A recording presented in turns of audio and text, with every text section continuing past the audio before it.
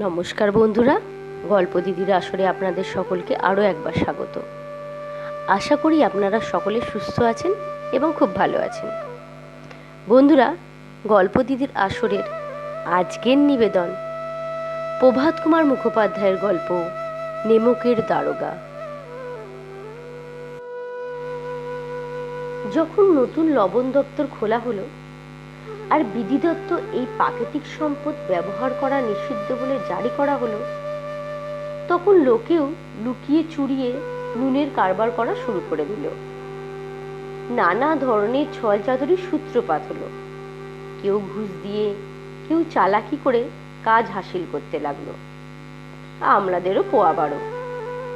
পটোয়াগিরি করে মান সম্মানের কাজ ছেড়ে অনেকেই এই বিভাগের বরকন্দাজ হয়ে বসলো। এই দপ্তরের দারোগার চাকরির জন্যে অমন অনেক উকিল মোক্তারের জিভে জল আসতে লাগলো। এই সেই সময়ের কথা যখন ইংরেজি শিক্ষা আর খ্রিস্ট ধর্ম এই দুটোকে লোকে এক করে দেখত। এখন এদেশে ফরাসির প্রাবল্য। প্রেমের উপাখ্যান আর সিঙ্গার রসের কাব্য পড়ে ফরাসি দেশের জানা লোকেরা তখন দেশের উচ্চতম পদে বহাল হতেন। মুন্সি, বংশীধর তাই জুলেখার বিরহ বৃত্তান্ত সমাপ্ত করে নল ও নীলের যুদ্ধ কিংবা আমেরিকা আবিষ্কারের তুলনায় মজনু এবং ফারহাদের প্রেম কাহিনীকে অধিক গুরুত্ব দিতে শিখে এবার রোজগারের সন্ধানে বেরোলেন। তার পিতৃদেব অভিজ্ঞ পুরুষ ছিলেন। ছেলেকে বোঝালেন, বাবা, সংসারের দশা তো দেখতেই পাচ্ছ, ঋণের বোঝায় ডুবে রয়েছে। মেয়েগুলোও যেন ঘাস পাতার মতো রোজই বেড়ে চলেছে। আমার কথা ছেড়েই দাও, ঝড়ে পড়া গাছ, আজ আসি কাল নেই। এখন তুমি হলে বাড়ির বড় ভরসা। চাকরি সে চাকরি, চাকরিতে পদমর্যাদার কথা মোটেই ভেবো না। চাকরি হলো পীরের দরগা। চোখখান খোলা রাখবে, এমন চাকরি খুঁজবে যাতে দু পয়সার উপরিও আয় হয়। মাস মাইনে হলো পূর্ণিমার চাঁদ, মাসে একদিনই চোখে দেখা যায়। তারপর দিন দিন কমতে কমতে তার লোপই পেয়ে যায়। আর উপরি হলো বহমান শোধ, যাতে সব সময়ের তেষ্টাও মেটে। বেতন দেয় মানুষে, তাই তাতে বৃদ্ধি নেই। উপরি আমদানি ঈশ্বরের করুণার দান, তাই তাতে স্ফীতি আছে, উন্নতিও আছে। তুমি স্বয়ং কৃতবিদ্য ছেলে, তোমাকে আমি আর কি বোঝাবো। এইসব বিষয়ে বিবেক বুদ্ধি বড় প্রয়োজনীয় বস্তু। মানুষকে দেখবে, তার প্রয়োজন বুঝতে চেষ্টা করবে আর সুযোগের সৎ ব্যবহার করবে। উপরন্তু যা উচিত বুঝবে তাই করবে। যার গরজ আছে দেখবে তার প্রতি কঠোর আচরণ তোমার নিঘাত লাভ হবে। কিন্তু যে তেমন ঠেকায় পড়ে নেই, তার উপর দাও মারার সুবিধা সবচেয়ে কম। এই কথাগুলো সব সময় খেয়াল রেখে চলো। এ হলো আমার সারা জীবনের পুঁজি। বংশীধর আজ্ঞাকারী ছেলে। বাপের উপদেশ আর আশীর্বাদ শিরোধার্য করে একদা বাড়ির বাইরে পদার্পণ করল। বিস্তীর্ণ সংসার মরুপথে নিজের বুদ্ধি বিবেচনা, ধৈর্য ও আত্মপ্রত্যয় ছাড়া আর তার কোনো সহায়ক সম্বল ছিল না। এরাই তার বন্ধু, সহযাত্রী, পথ প্রদর্শক। তবে বংশীধরের যাত্রা শুভ। অল্পদিনের লবণ বিভাগের দারোগার কাজেই বহাল হয়ে গেল। অল্পদিনেই লবণ বিভাগের দারোগার কাজে বহাল হয়ে গেল। উত্তম বেতন আর উপরি দিগন্ত অনন্ত বিস্তারী। বৃদ্ধ মুন্সিজির কাছে এই শুভ সংবাদ পৌঁছাতে তার আর খুশির ইয়াত্তা রইল না। স্থানীয় মহাজনের সুর নরম হলো। সুরির দোকানের মালিকের আশালতা মঞ্জুরিত হলো। প্রতিবেশীদের অনেকের হৃদয় শুলে বেদনা দেখা দিল। শীতকাল, তাও রাত্রে। নিমক দপ্তরের সেফাই, চৌকিদার সবাই নেশায় মশগুল। মুন্সি বংশীধর এখানে এসেছেন মাস ছয়েকের বেশি হয়নি, কিন্তু ইতিমধ্যেই তার আচরণ, তার কর্মকুশলতায় অফিসারবর্গ খুব মুগ্ধ হয়ে গেছেন। আমলারা তার উপর খুব বিশ্বাস রাখেন। নুনের আপিস থেকে পূর্ব দিকে মাইল খানেকের মাথায় যমুনা নদী। নদীর উপর নৌকা দিয়ে অস্থায়ী ধরনের পুল বাঁধা আছে। দারোগা সাহেব ঘরের দোর বন্ধ করে মিঠে ঘুমে মগ্ন। হঠাৎ ঘুমটা ভেঙে গেল। চোখ মেললেন। যমুনার কল্লোল গানের বদলে কানে এলো গাড়ির ঘড়ঘড় আওয়াজ, সেই সঙ্গে মাঝি মোল্লাদের কোলাহল। উঠে বসলেন। এত রাত্রে নদীর ওপারে গাড়ি যাচ্ছে কেন? কোথাও কিছু গোলমাল আছে নিশ্চয়ই। চিন্তার সন্দেহ বেড়ে গেল। উর্দি পরে পিস্তল পকেটে নিয়ে ঘোড়ায় চড়ে পুলের উপর হাজির হলেন। গরুর গাড়ি থেকে দীর্ঘ সারি পুল পার হয়ে যাচ্ছিল ওপারে।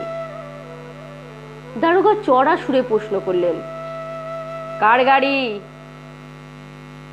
অল্পক্ষণ চুপচাপ। লোকজনদের মধ্যে একটু কানাকালি হলো।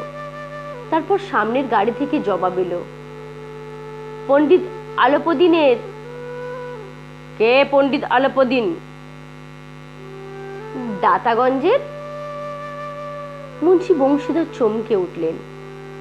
পণ্ডিত আলোপদিন এই এলাকার সবচেয়ে প্রভাবশালী জমিদার। লাখ লাখ টাকার লেনদেন, তেজারতির কারবার। এই অঞ্চলে ছোট বড় এমন লোক নেই যে তার কাছে ঋণী নয়। এছাড়া বিরাট ফলাও ব্যবসা। অত্যন্ত প্রতিপন্ন সম্পন্ন পুরুষ। ইংরেজ অফিসাররা তার এলাকায় শিকার করতে গেলে তার আতিথ্য গ্রহণ করেন।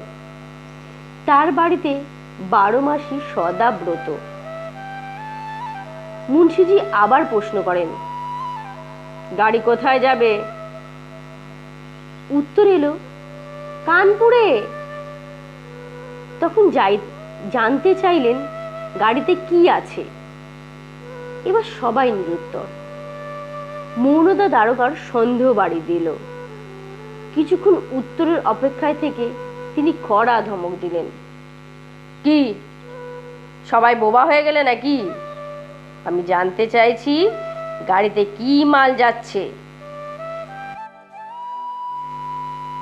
এবারেও উত্তর না পেয়ে দারোগা ঘোড়া গাড়ি এগিয়ে নিয়ে গিয়ে একটা গাড়ির গা ঘেঁষে দাঁড়ালেন। তারপর একটা বোড়াতে খোঁচা দিতেই তার আর সন্দেহ রইল না। বস্তা ভর্তি নুন। সুসজ্জিত গোশকটে শুয়ে শুয়ে, কখনো জেগে কখনো ঘুমিয়ে পথ অতিক্রম করছিলেন পণ্ডিত আলোপদিন। গাড়োয়ানরা আতঙ্কিত হয়ে এসে জানালেন তাকে। বলল, মহারাজ, দারোগা গাড়ি আটকে ঘাটে দাঁড়িয়ে আছে আর আপনাকে এক্ষুনি ডেকে পাঠিয়েছে। পণ্ডিত আলোপদিনের লক্ষ্মী দেবীর উপর অবিচল বিশ্বাস। উনি বলেন, পৃথিবীতে তো ছাড়, স্বর্গেও লক্ষ্মী পদানত। তার কথা অভ্রান্ত। ন্যায় নীতি ইত্যাদি লক্ষ্মীরই খেলার সামগ্রী। ওসব নিয়ে তিনি যেমন খুশি নাড়াচাড়া ফেলাছাড়া করেন। পণ্ডিতজি শুয়ে শুয়েই বললেন, চলো, আমি আসছি। বলে তিনি নিশ্চিন্ত মনে পান সাজলেন, পান মুখে দিলেন। তারপরে বালাপোষ গায়ে দিয়ে ধীরে সুস্থে দারোগার সামনে এসে বললেন, বাবুজির কল্যাণ হোক। বলুন, কি অপরাধ করেছি যে গরিবের গাড়ি আটক পড়ল? আমি ব্রাহ্মণ, আপনাদের কৃপা দৃষ্টি আমার সম্বল। দারোগা রুক্ষ ভঙ্গিতে সংক্ষেপে বললেন, সরকারি হুকুম। আলপেদিন হেসে ওঠেন, বলেন, আমরা সরকারি হুকুম বুঝি না, আর সরকার কেউ চিনি না। আমাদের সরকার আপনি, আর এই হলো আপনার আর আমার মাঝের ব্যাপার। আমি তো আপনার ঘরের লোক আর হাতের মুঠোরও। আমি নিজেই আপনার কাছে আসতাম, ঘাটের পথে যাব আর ঘাটের দেবতাকে পুজো দেব না, এ কখনো হতে পারে?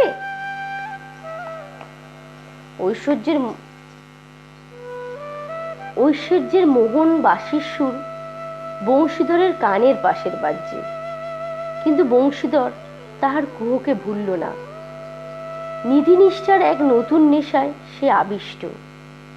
উদ্ধতের স্বরে বলে উঠল, যেসব নেমখারামদের পয়সা দিয়ে কেনা যায়, আমি তাদের দলে নই। আপনাকে গ্রেপ্তার করা হলো, তারপর নিয়ম মাফিক আপনাকে চালান দেব। ব্যাস, আমার আর বেশি কথা বলার ফুরসত নেই। জমাদার বদলু সিং, একে হাজতে নিয়ে যাও, আমি হুকুম দিচ্ছি। পণ্ডিত আলেপদিন স্তম্ভিত হয়ে গেলেন। গাড়োয়ানদের ভেতর সাড়া পড়ে গেল। পণ্ডিতজির জীবনে সম্ভবত এই প্রথমবার এরকম কড়া কথা শুনলেন।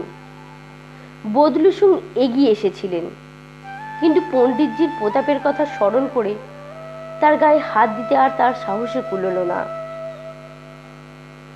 এমন হাতের লক্ষ্মী পায়ে ঠেলতে পণ্ডিতজি কখনো কাউকে দেখেননি। অনুমান করলেন, ছেলে মানুষ, এখনো মায়াময়ের ফাঁদে পড়েনি, নিতান্তই নাবালক, তাই সংকোচ করছেন।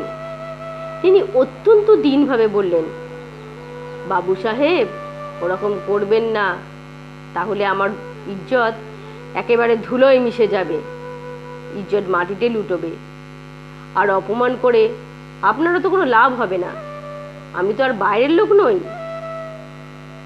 বংশীধর কঠোর কণ্ঠস্বরে বলে উঠল, আমি ওসব কথা শুনতে চাই না। পাথর ভেবে যে মাটিতে আলেপদিন পা রেখে দাঁড়িয়েছিলেন, এখন তা ভিজে বালির মতো পায়ের তলা থেকে সরে যাচ্ছে। তার ধন, সম্মান, আভিজাত্যের অহংকারে প্রচন্ড আঘাত লেগেছে, কিন্তু এখনো মুদ্রার সর্বব্যাপিতার শক্তিতে তার পুরোপুরি আস্থা। নিজের খাজাঞ্চিকে ডেকে বলেন, লালাজি, 1000 টাকার নোট এনে বাবু সাহেবকে ভেট দেন, ওর এখন সিংহের খিদে।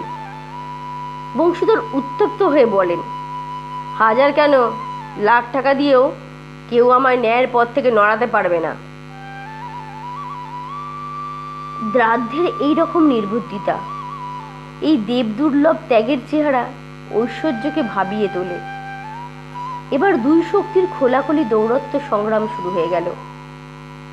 অর্থের ঘন ঘন ছোবল, 1 থেকে 5, 5 থেকে 10, 15, 20,000ও চলে গেল।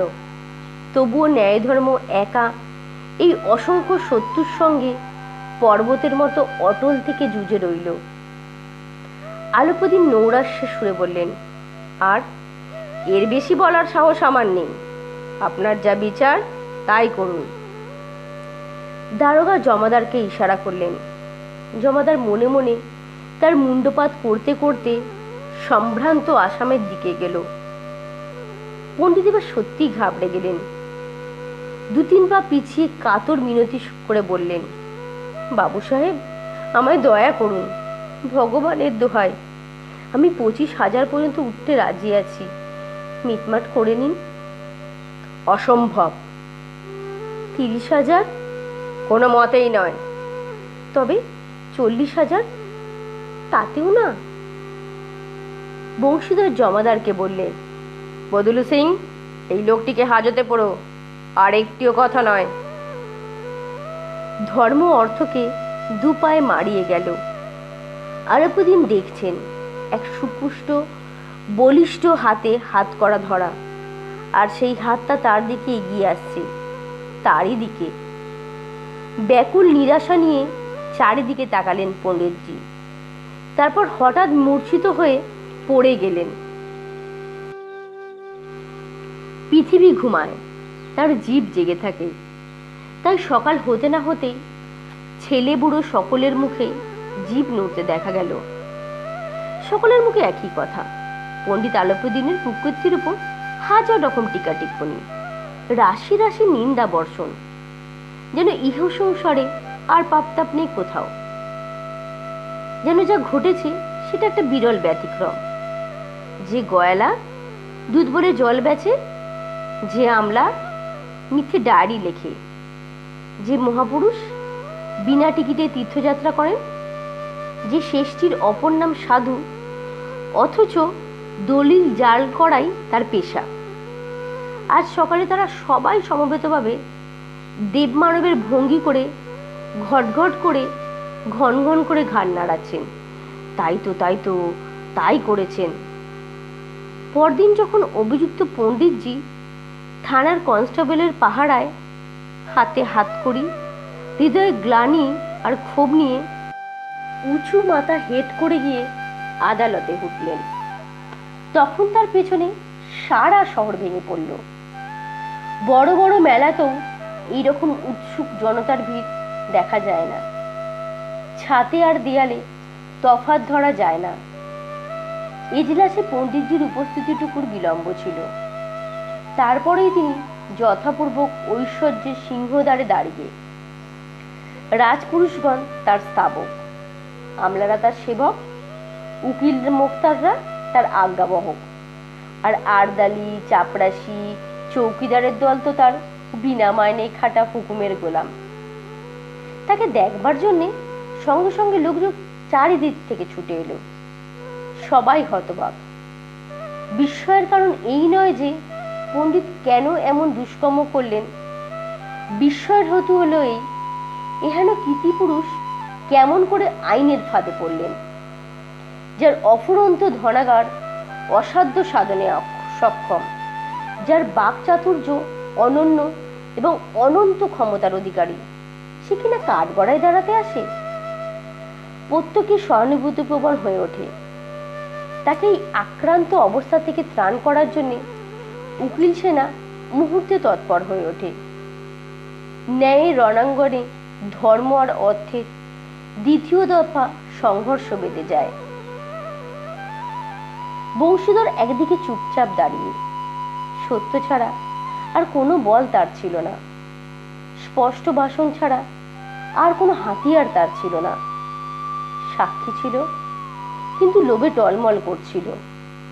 এমনকি এখন ন্যায়ের রশ্মিতেও টান পড়েছে, তারও ঝোঁক কিছুটা অন্য পক্ষেরই দিকে। বংশীধরের উপলব্ধি হয় দরবার ন্যায়ের, কিন্তু কর্মী মণ্ডলের উপর পক্ষপাতের নেশা তার ঘন ছায়া বিস্তার করে রেখেছে। কিন্তু পক্ষপাত আর ন্যায়ের জোর কি বাঁধে কিভাবে? এ তো অকল্পনীয় সহাবস্থান। মামলা শেষ হতে দেরি লাগলো না। ডেপুটি ম্যাজিস্ট্রেট তার রায়ে লিখলেন, পণ্ডিত আলোপদিনের বিরুদ্ধে অনীত অভিযোগ ভিত্তিহীন এবং অপমানিত। উনি একজন সম্ভ্রান্ত নাগরিক। সামান্য লাভের জন্যে উনি এমন দুষ্কৃতিতে লিপ্ত হবেন, এটা কল্পনাতীত।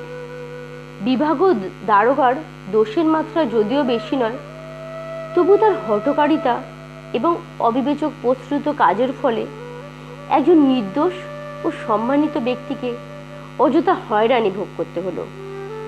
সে তার কর্তব্যে সজাগ ও সচেতন, এটা যেমন আদালতকে সন্তুষ্ট করেছে, তেমনি তার বিচার বুদ্ধির দৈন্য এবং হঠকারিতার জন্যে আমি তাকে ভৎসনা করা প্রয়োজন মনে করছি। উকিলরা রায় শুনে উচ্ছল হলো। পণ্ডিতজি হাসতে হাসতে বেরিয়ে এলেন। কুটুম্ব স্বজন ও বন্ধু বান্ধবদের মধ্যে টাকার হরির লুট হলো। অগাধ ধনরাশির অকৃপণ বিতরণের বিছে ভঙ্গে আদালতের ভিত শুদ্ধ নড়ে গেল। বংশীধর বাইরে পা রাখতে চারধার থেকে ব্যঙ্গ বিদ্রুপের ধারাপাত হতে লাগলো। চাপরাশিরা ঝুঁকে সেলাম জানালো, কিন্তু প্রতিটি পরিহাস, প্রতিটি কূটভাস, এক একটি সাংকেতিক অপমান বংশীধরের আত্মপ্রসাদকে আরো স্ফীত, তার চিত্তের মহিমাকে আরো সংবর্ধিত করে তুলল। মামলায় জিত হলে সম্ভবত এমন দীপ্ত গর্বে পথ চলতে পারত না। আজ ওর অপূর্ব এক জ্ঞানের উন্মেষ ঘটেছে। ও আজ এইমাত্র উপলব্ধি করল যে ন্যায় আর বিদ্যাবত্তা, বর্ণবহুল উপাধি, বড় দাড়ি আর ঢোলা আচকান কিছুই আসলে শ্রদ্ধা সম্মানের প্রকৃত পাত্র নয়। বংশীধরের বৃত্তের সঙ্গে শত্রুতা সেধেছে, তার অনির্বাণ মূল্য তাকে ধরে দিতে হলো। এক সপ্তাহ কাটতে না কাটতেই সাময়িক বরখাস্তের পরোয়ানা নোটিশ এলো, অর্থাৎ সাসপেনশনের নোটিশ এলো, কর্তব্যপরায়ণতার শাস্তি। ক্ষোভে শোকে ভগ্ন হৃদয়ে বংশীধর বাড়ি ফিরে এলো। ছেলে বাড়ি ফেরার আগে থেকেই বাপ রাগে চিরবির করছিল। এত করে বোঝালুম, একটা কথা শুনলো না, যা খুশি তাই করে বসলো। এদিকে আমি সুরি আর কষায়ের তাগাদায় বুড়ো বয়সে নিরিমিষি মেরে বসে রয়েছি, আর আমার ছেলে সাধু শুকনো কটা মাইনের টাকা ঠকঠক করছে।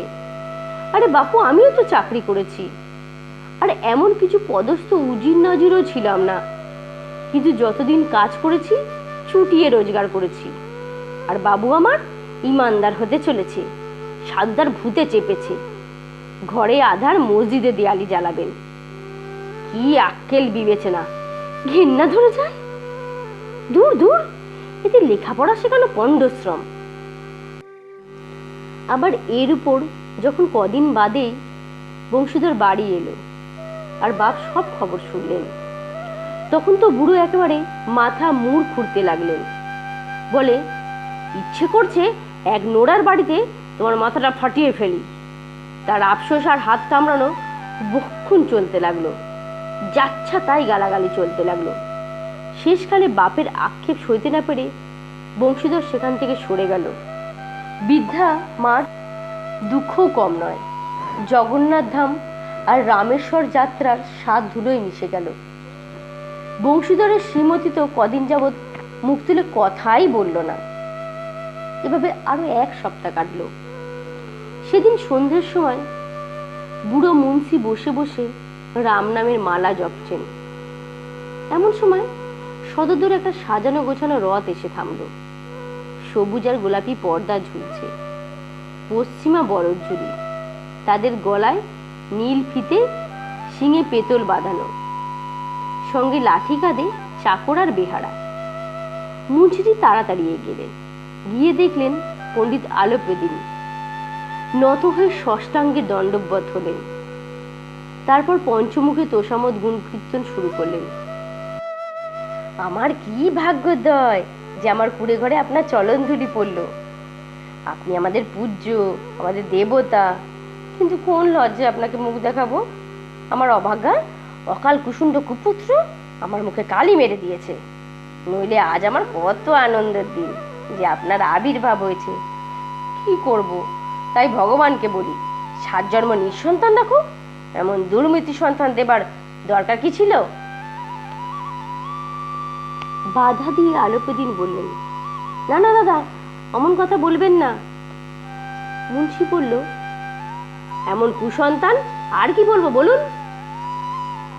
বাৎসল্য মাখা গলায় পণ্ডিতজি বললেন, কুসন্তান আপনি কাকে বলছেন? কুলতিলক বলুন।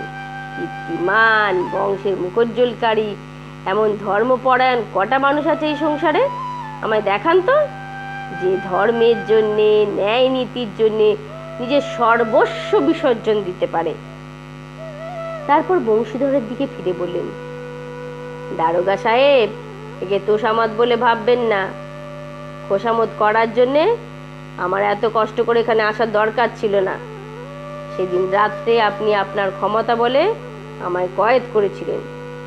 আজ স্বেচ্ছায় আপনার কাছে আমি কয়েদ হতে এসেছি। আমি জীবনে হাজার হাজার মান্যগণ্য আমির উমরা দেখেছি, কয়েক হাজার রাজপুরুষের সঙ্গেও থেকেছি।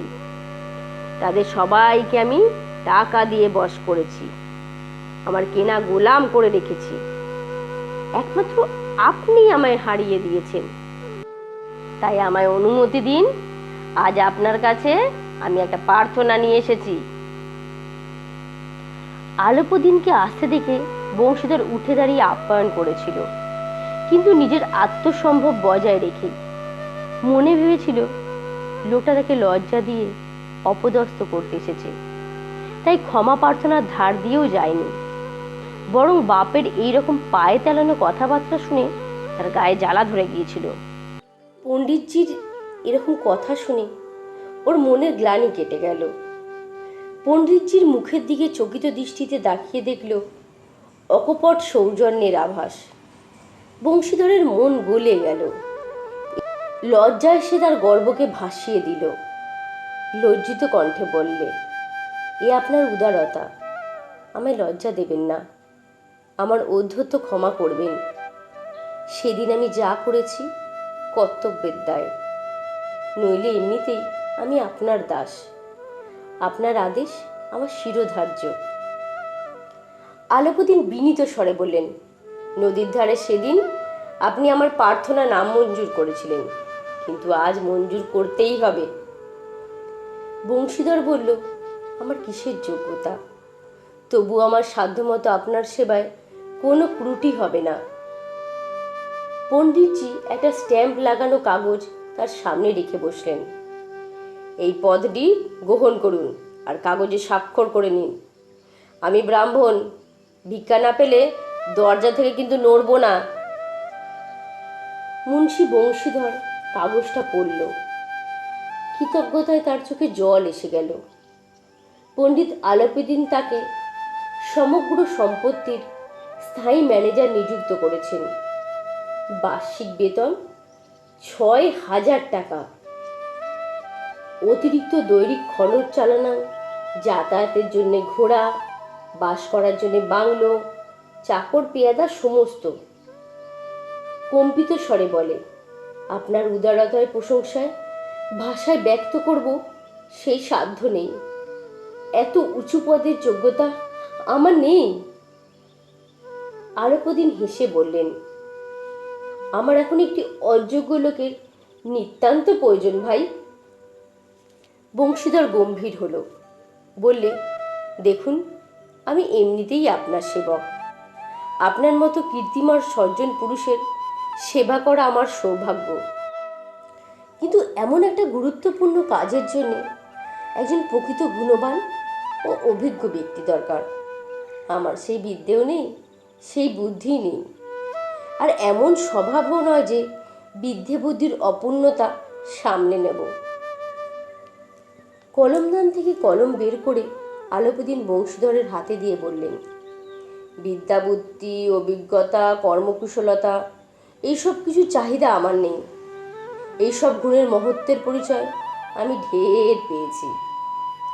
আমার সৌভাগ্য এমন একটি রত্নের সন্ধান পেয়েছি, যার যোগ্যতা বা বিদ্যাবত্তার সব জালুস ম্লান হয়ে যায়। এই নিন কলম, বেশি ভাবনা চিন্তা করবেন না, নামটা সই করে দিন। পরমেশ্বরের চরণে প্রার্থনা করি যেন তিনি আপনাকে সারা জীবন সেই নদীর ধারের অনমনীয় উদ্ধত, কঠোর অথচ ন্যায়নিষ্ঠ দারোগা করেই রাখেন। বংশীধরের চোখ ছলছল করতে লাগলো।